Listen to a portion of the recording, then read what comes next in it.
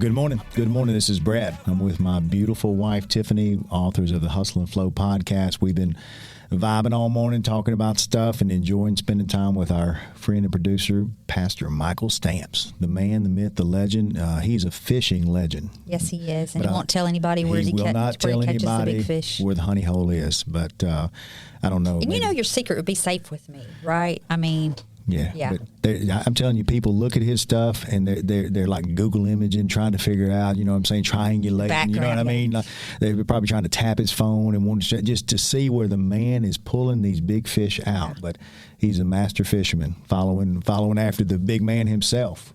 So. And the weather has turned off really nice, so it's great for fishing and all that kind of stuff. It's great for yard work. Pretty excited that we're going to get started this afternoon and get our yard in shape, because then I can go outside for 5 minutes until the mosquitoes tell their friends that I'm outside, and they're like, "Hey, y'all, guess what? Sweet lady's out. She's out there." Yeah, I don't know what night it was. A couple of nights ago, I said, "Hey, we can go outside and talk about this for a second." And I don't know how long I had been out there, and I didn't even think that the mosquitoes are out yet, and I was slapping my legs and all that kind of stuff. Yeah. But I am excited to get everything cleaned up outside. You know, we kind of have a rhythm with that, or things that we do. You mow the especially the front, because you won't let me touch it. No. And then I spray things.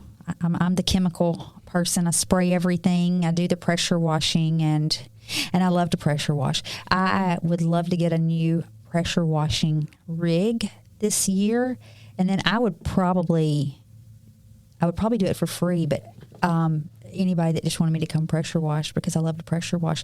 But I may make up some little cards. I don't know what I would call it, but I could even have a little side hustle. Yeah, with that. That'd be awesome. That'd be awesome. But you do it for free, so there wouldn't be no. Well, I wouldn't tell anybody I was doing it for free. I would tell them a price, and then I would be easily negotiate. You could negotiate with me very easily. But you know, I'm always thinking of side hustles that I'm never going to do. Just like the private investigator last week. I wanted to be a private investigator. I looked up because when I get something in my brain, I'm like, well, you know. What does that really look like? I've got a couple of hours. When I don't do anything on Thursday afternoon. Yeah. And did you know that Mississippi is one of only 3 states that does not require a professional license to be a private investigator? Yeah. You only have to have a business license, which I have and can get. Could use one of my whatever for that. But I did find out, did not know this, that it is very dangerous. So that kind of pushed me away from that. I mean, what do you think you're doing? You think you're privately investigating things, but it's private, right? Like I would be a ninja. Nobody would know. No. That I'm there, and so I'm. You know, it's hard to think. Like I was trying to think. Like, why is this so dangerous? Because nobody's supposed to know you're there. It doesn't say open investigator. It says private. So I guess you're not very good at your job if it's dangerous. Anybody who knows you knows that you are not stealthy. That this is the person who's putting up weights and drops them and trips over them, or takes a clip off and busts her lip, or just is loud, or takes her phone calls on speakerphone. And hey, y'all quit doing that. Oh my gosh, she's a speakerphone. She's in the car putting people on speakerphone. Because I'm always doing 3 things, and that's easiest. And I'm like, it is the bane of my existence is speakerphone talkers, but she is one of them. So she would be doing that, trying to private investigate, and somebody say, "Are you?" Yeah. So anyway, that's hopefully that'll work out for you. I would love to see Tiffany Franks. Well, apparently it wouldn't take very much. I just have to have a business license. Yeah. But you know, some of that's funny, because we're talking today about hard knock life, and we'll be talking about backgrounds of work and jobs and all those things. And so, some of all these things is that we'll talk about today is probably why my mind is always looking for 27 hustles. Always. Yeah. You like my new lid? I do. Oh, the Huck and Finn. Yeah, that's cool. The much anticipated hats, Huck and Finn hats. Pretty cool. Yeah. From my boy Cody, the Bearded Wonder, and his partner Brandon. They have a great line, Huck and Finn. Got some great shirts, great hats. I think they're in Core Cycle and some other places, so you should check them out. And they really put out some good stuff. So, but anyway, Tiffany introduced the topic. So we are talking today about hard knock life. Now, What does that even mean? Hard knock life. I bet some people's thinking, yeah, I know what that means. I've had a hard knock life. I've had whatever. Paid a lot of stupid tax. Stupid tax. Yeah. It's stupid tax. We paid a lot of stupid tax, and we paid a lot of personal tax as far as just our lives and things like that. And I think today where I wanted to go with this podcast is, I want you to know that when you listen to us, that we do not sit in a seat of judgment. We don't sit on a throne with a crown and a tiara, and just want you to know that we've got all of our stuff together. We've always had all of our stuff together, and if you just get your stuff together, everything would be wonderful. That we want to tell you just a little bit about us. Today's just a little personal testimony. If you're a Christian, we're going to testify. We're just going to talk about us and talk about maybe our plight and how we became who we are. And so some of that really goes back to we got married when we were young, 20 and 18 or 20 and 7. I don't remember. I think you were 17. I was 19. That's Maybe. What it was. Yeah, it's been a long time. So we got married a long time ago. We'll be 33 years together this year. And really, all we knew, we just knew steady work and steady living. We'd go to work. I'd go to work. We'd put our money in a pot together. We'd pay the bills that we had. If we needed to work another job, we worked on the weekends. I cooked at Russell's Beef House, or then at Seafood Junction. You waited tables, and I worked at UPS, and we did all kind of little things. And we just knew steady work and steady living. And that's really all that we knew. And paying your bills, on time payments and all that good stuff.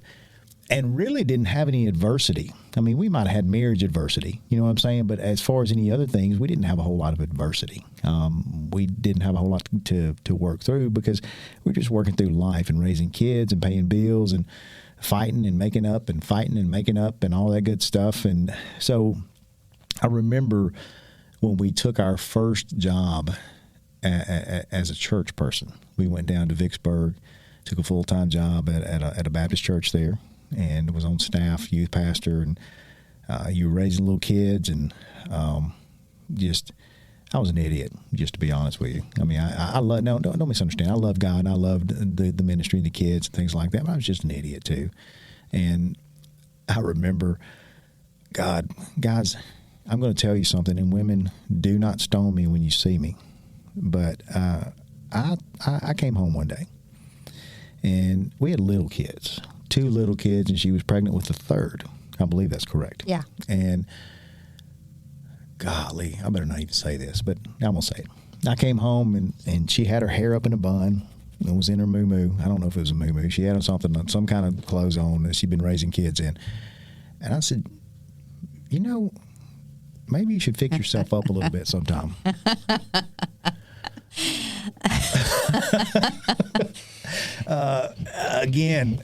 Somebody somewhere just ran off the road. Yeah. Somebody somewhere said I would have killed him right there, and he would have died, and there would have been no story. Yeah, I think you may have even said, I mean, your hair just looks like an onion head sometimes, if I remember. And I don't have great long-term memory, but I remember that. That is one of those things that I tried to leave out. But onion head, the way it was balled up and just you put up, it was... and she did start fixing up. I'd come home for lunch, and she'd have her hair fixed or something like that. And again, don't do that stuff. That's stupid. But again, I was an idiot back then too. But anyway, so we changed churches. We went to another church there in Vicksburg. And if you listen to our last podcast, we talked about missing God and things like that. But we decided that we were going to move back home, and we were going to start a church. And this was 1999. We were going to start a church called the Eagle's Nest. And, man, I didn't have a clue about starting a church. I really didn't have a clue about anything then. In 1999, I was an idiot. I'm just going to say it. You don't have to say that. But I didn't say anything at all. I said nothing. But I was an idiot in 99. I love God, but I was an idiot still. And so we started this church, and man, I don't know. There were so many crazy things there that we found ourselves in the throes of just a mess. We'd been making some bad financial decisions. Now, you may not make bad financial decisions or ever made them, and I hope not, but we made some bad financial decisions. I remember the church we were on staff at in Vicksburg, our pastors were big boys and girls. They were big players. You remember they were flipping houses and things like that. They were great people, but we were young and we wanted to get in the game. You know what I'm saying? We wanted to be where they were, and so we started getting in the game. And we bought a house that we lived in, and we tried to buy another house, and we tried to buy another house, and just got in over our heads. Yeah. I remember.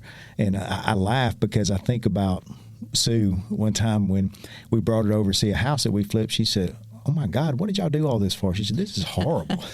So it was terrible. We made some crazy bad decisions, and what that turned into was it put us in a financial hurt. And so when we moved back home, we didn't have a lot of money. We did some catering and things like that, and we didn't have a lot of money. So you know what wound up happening?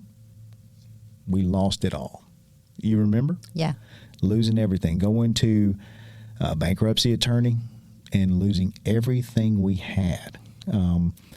I think we filed on everything we owned except for our van. That was the purple Caravan. Remember that? And so we moved around a lot, and you can jump in here and tell any part of these stories you want to, but we moved around a lot until I remember one day there was a knock on the door because we hadn't been paying our van payment. And guess what? They repossessed that sucker. You remember that? We did not have a way to go.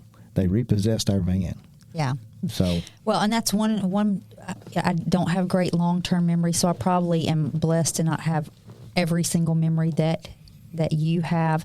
But it was a tough time, and it was not. I think, not having a great plan when we started the church, and just the unpredictability of income with that, it was one of our big mistakes of not having predictable income alongside of starting a church, because you cannot predict when you start a church if you're going to have 2 members the first Sunday or 10, and in 2 months how many you have. And so we did not have a good plan. We were young and didn't really have anybody that we had felt like we had, or that we had that could give us some how to do that right. So I think that started the progression of, because there's just one thing about it that is true all day. If you don't have money, you can't pay your bills. That's a true statement.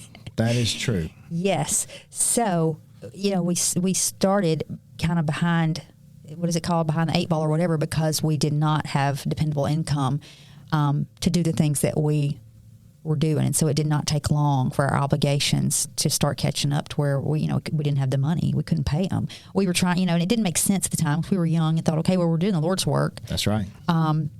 But there were some things that we could have done differently in that would have caused us to not, like you said, lose everything. Yeah. Well, I'll go on record and say the naivety of being young in ministry and doing God's work, because I felt like I was doing God's work. Yeah. I remember that, and this looking back, I was an idiot. I don't know why I keep using that word, but I'm going to use it. Looking back, I kept, you remember, I said, God didn't want me to work. He's going to provide for us from the church. You remember that? And guess what? It wasn't there, because people don't like to tithe, number one. Number two, you have obligations when you start a church. There's a lot of bills to pay. And but I kept saying that God's going to provide for us. God's going to provide for us. God's going to provide for us. And it would be easy for me to say, well, God failed us. But the truth is that God probably wanted me to get my butt up and go to work and preach on Wednesdays and preach on Sundays and love on people every other time I could. And that would have probably been a whole lot better. And even to the point that you said, hey, I'll go to work. And I was like, no, you're not doing that. And I think you even went to work at one time and worked at Cracker Barrel for, I don't know, a week, a couple weeks, something like that. But it still never worked. And, man, we just got into such a bad spot. And so why are we sharing this with you? We just want you to know who we are, that we've got some experience under our belt, some things that maybe you think you're by yourself. And I remember some of you have probably never had a Tuesday yard sale. Yard sales are usually on Saturday. Well, we had a Tuesday yard sale. And why did you have a Tuesday yard sale, you ask?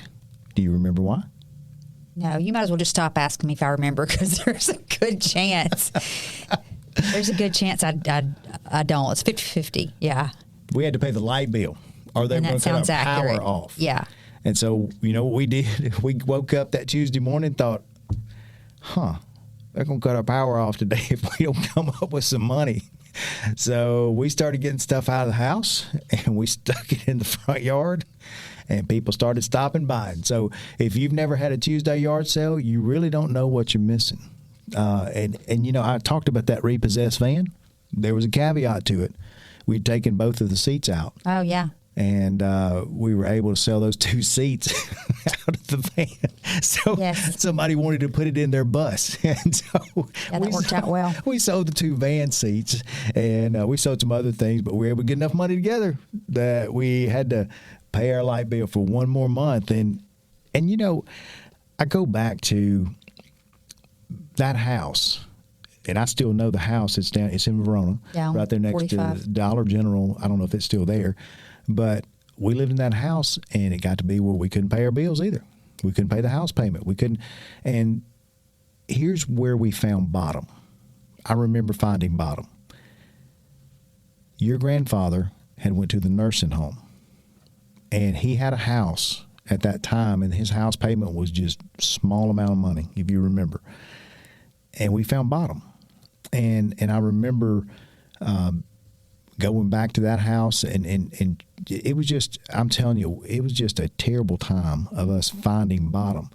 And so what bottom looked like for us was moving at midnight, because we had to be out by midnight, you know, our silly stuff. And remember the truck, you don't remember, of course, I'm asking you to remember, but the truck breaking, the big U-Haul truck breaking in the rain at 1 o'clock in the morning while I'm moving. It stopped on North Thomas Street, right there at Jackson and North Thomas. And it was just a perfect storm of events, but finding bottom.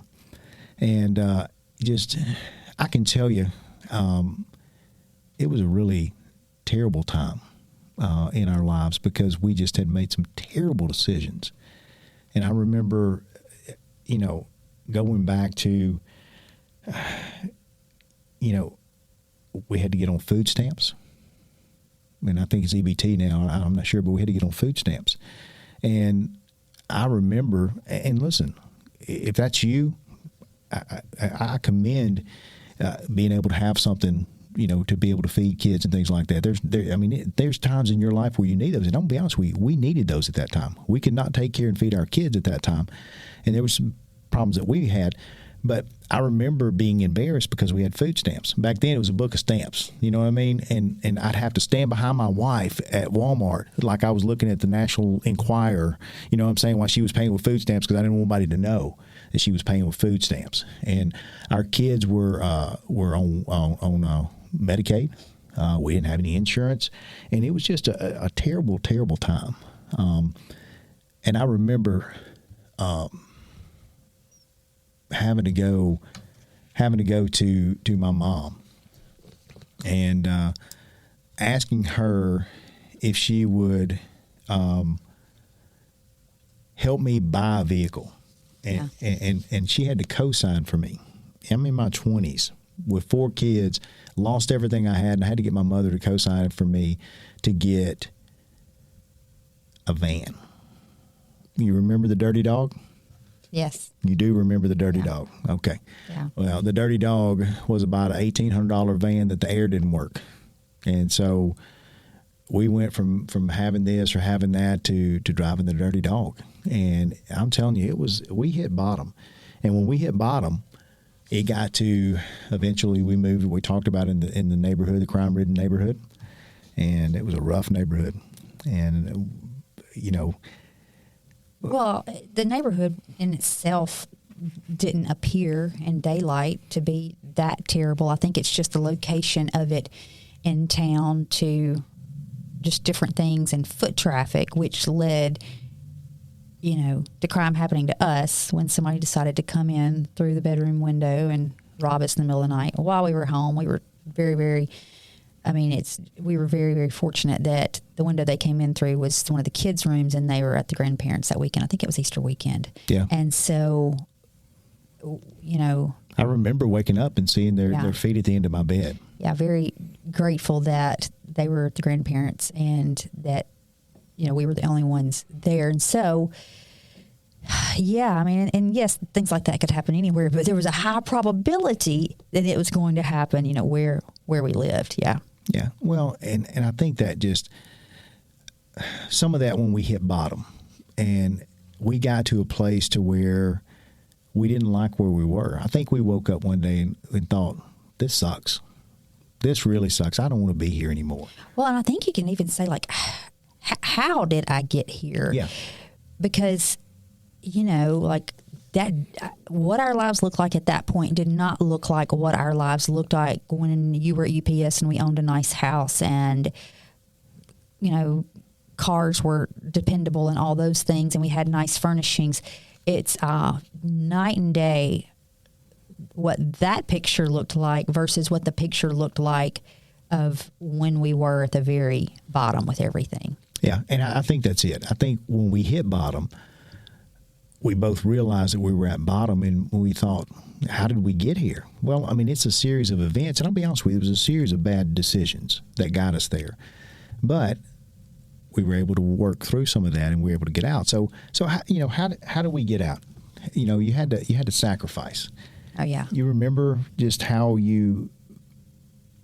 of the things that we had to do to get out of that hole? Well, like you said, like sacrifice was the biggest thing, because we knew at that point we were going to have to do some really hard stuff and some stuff we did not want to do, some stuff that would not be pretty or not be fun. But if we didn't do those things, we were not going to be able to get out of the situation we were in.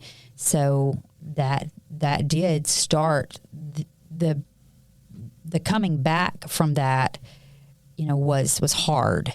Because when you dig, and I think that's sometimes where, you know, where we can be at with certain things. It looks too big and too hard to come out of certain situations and certain places we're at. And that was definitely one of those places where we knew this wasn't going to be a quick fix. Like a little part-time job on the weekends was not going to fix this. This was going to need to be some serious digging in, some serious sacrifices. And that was hard choices, but you know, I said earlier, like stupid tax, stupid choices, bad choices can lead to hard choices, and that's where we were, and it's, you know, it's what had to happen, right? Or else that's where we're going to be. And you know, and I know now, looking back, for sure, it definitely changed all the things that we did after that. Of doing the hard stuff, and it wasn't, you know, we say a lot of times to our kids, I know it's drove them crazy over the years, but you can do anything, you know, for a little while. So when we've talked about doing hard things, whether it's a second job or working overtime or, you know, just certain things, like you can do anything for a little while. That was one of those situations where it wasn't going to be just a little while; it was going to be a long while. That's right. But it's also made it so hardcore about things like that, about you can do anything for a little while, or if it needs to be longer, you can do it. That's right. I mean, the way we're made, we can do hard things. You've talked about before that, like, you know, biblically, really, nobody told us that we had a 5-day work week. We just decided on that. And so we can work longer days sometimes, or work the 6th day if we need to, but we don't want to. Sometimes we don't want to do the hard things, but some of these things that we did make us hardcore about, you know. Yeah. I know you can make hard choices. I know you can do it. And we tell our kids, because we did. You know, you worked 40 hours and raised 4 kids and went to school. How many hours? Well, the last semester I was taking 18 hours, and then I took 9 hours correspondence on top in order to graduate at 2 different universities that they didn't know I was dually enrolled, so I could graduate. Then it was just, I'm telling you, it was a mess. It was hard. But I remember, too, you took a job at Dodge's working 3rd shift. And listen, 3rd shift jobs are hard. They're hard. And Dodge's was not glamorous. You know, you wouldn't get the red carpet rolled out. No, the only fried bonus chicken. was Chicken. And those little spicy wings they have. I don't even like wings. And still to this day, the only wings I'll eat, I don't ever go order them, but they were good. And pizza sticks and corn dogs. That was the bonus, because if you've never been to Dodge's after 11 p.m., it's a whole world you have never seen or know about, because you are at home in your bed and you do not know what is going on at Dodge's at 2 o'clock in the morning. It's lit. It's something else. It definitely is. And so, yeah. So, I mean, I did that. Then I did something else that, working full time. And so we were digging in to get out of the hole. Because we had to learn a different way, because the way that we had proceeded before didn't work, and it caused us to go into a tailspin and just really make some mistakes. And so, that is just part of our journey. And I mean, like that, we hit that pretty fast, because it's years of that kind of stuff happening.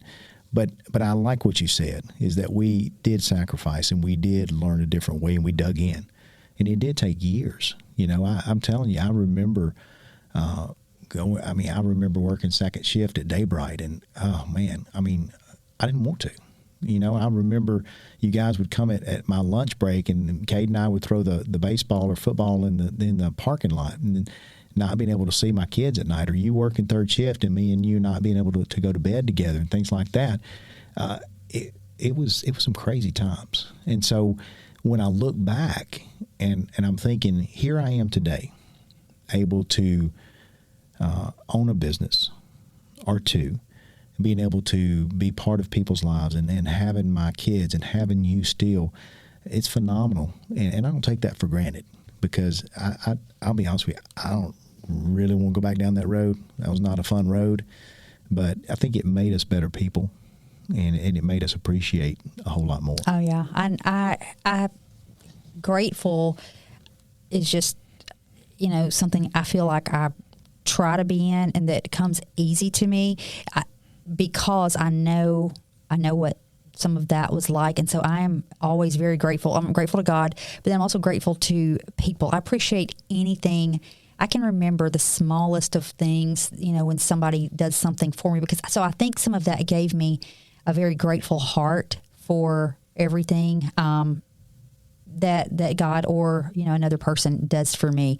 And I appreciate that. I appreciate that some of the stuff that we were taught during that time, and how, I know now how to live with less. I feel like we live very well below our means, because we've learned that all the stuff is stressful. Keeping up with a lot of stuff that's not within your means, like that is really stressful. And we talked earlier in another one about peace, and like there's no peace in trying to figure out how you're constantly going to pay for all your stuff. Right.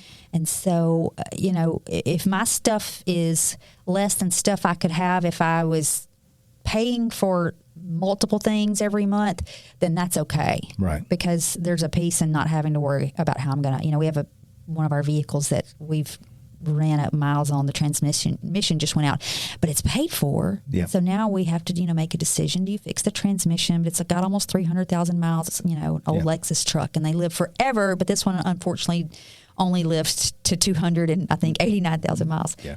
So, but it just, it teaches you those things like that teach you some really good life lessons that help you later. Absolutely. To have a better outlook, for sure. Yeah, if you learn the lessons. And I think that, so, here's the thing. If you're out there and you're struggling right now, maybe you've hit bottom. There's a way to get out. There's time. It takes time. You're not getting out tomorrow. You probably didn't get there overnight, so you're probably not getting out overnight. And I think you can. The adage is we say you can do anything for a season, but sometimes that season may be fall, spring, winter, summer. It may be 2 or 3 or 4 or 5 seasons before you get out of stuff. And you just gotta figure out if you want out, because I believe if you want out, there's a way out, and it's not easy. So we're not here to tell you that everything's unicorn lollipops and all that good stuff. That we're telling you that there's some hard work ahead of you, and we just wanted to share our life with you and just kind of let you know that stuff. Yeah, and I think you have to look down the road and sit and keep your eye on, this is hard, but this can change my life. It can change my kid's life. Whatever this is, if I've dug myself in a hole, digging myself out of a hole can make my life completely different if I can, buckle down and get through whatever this is. A friend of mine, I just saw that she completed her master's, and I know she has not had an easy life the last few years through divorce and different things, and now she's raising kids on her own. And we saw that she got her master's, and I thought, awesome. There's no way that was easy, but that's, again, one of those things that I know it's going to change your life. Yeah. Well, and to finish up, and I'll let you have the last parting word, but I go back to, I think maybe it was 2018. You were named one of Mississippi's top entrepreneurs, and we were able to go to Jackson. You were able to you be celebrated, got a plaque, got your picture made, and with some other entrepreneurs in Mississippi, and that was good. That was cool, and really that was a fun moment in our life because of the hard work that you put in slinging chicken at Dodge's. I believe brought you to that place. But the thing that I wanted to share is that one of our daughters reposted that moment, and I still get a little emotional about it. But that she was able to see the sacrifice and all the hard work that went in, and the sleepless nights and the things, and she remembers. And so, does that mean that she's got all her stuff together yet? No, but does that mean that you deposited something? That all the years of pain and all the hurt and all the bottom and all the having to work through the mess, it meant something. It changed generations, just like you were talking about. Your kids may not reap the benefit initially, but they reap the benefit by breaking the generational curse or whatever it is off of your life and saying, I'm not going here no more. We're going to change this about us. And that's our encouragement to you. No matter where you are right now, you can change it. You can fix it. And it doesn't matter what that looks like. So I'm going to give you a final word. Well, when you get choked up, it gets me choked up too. I think that was a good final word. I mean, it's worth it. Whatever it is, no matter how hard it looks, it's worth it. Because we're proof of that. It's worth it. It is worth it. It is worth it. I love you, and it's been worth every dime and everything I've ever had to go through. And so, listen, thank y'all so much for listening to us ramble about our life. But we just wanted to share with you a little bit personal about who we are. That we're not sitting up on some throne just giving you a bunch of teaching. We just wanted to talk to you and just let you know that there are ways to work through things, and we're living proof of it. God's been good to us, and we do. Hey, listen, we want to encourage you, get in the flow of life and find that place to where people can love on you, and you can find a group of people who will get in the flow with you. Thank you so much for listening. Share this with your friends, and we look forward to talking to you soon.